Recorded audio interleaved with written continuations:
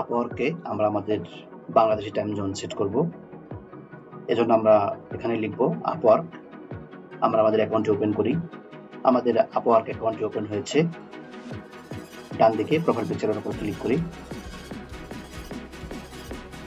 এখান থেকে সেটিং অপশনে ক্লিক করব। নিচের দিকে যাই, লোকেশন, এখান থেকে পেন্সিল আইকন, এখানে ক্লিক করে দেই। এখানে দেখুন আমরা টাইম জোন অপশন দেখতে পাচ্ছি। এখান থেকে আমরা অ্যারোতে ক্লিক করে দেব।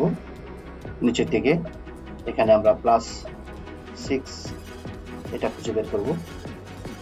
UTC +6, তো দেখুন এটা এখানে দেওয়া আছে। আমরা এখান থেকে সিলেক্ট করে দেব।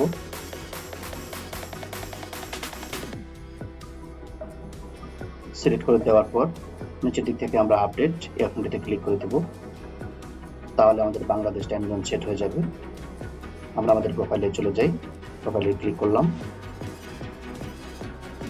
বাংলাদেশে এখন টাইম হচ্ছে 3:29 PM। এখানে দেখুন, তারপর এখানে নিচের দিকে দেখুন 3:29 PM। এভাবে আমরা আমাদের টাইম জোনটি সেট করতে পারি। সবাইকে ধন্যবাদ ভিডিওটি দেখার জন্য।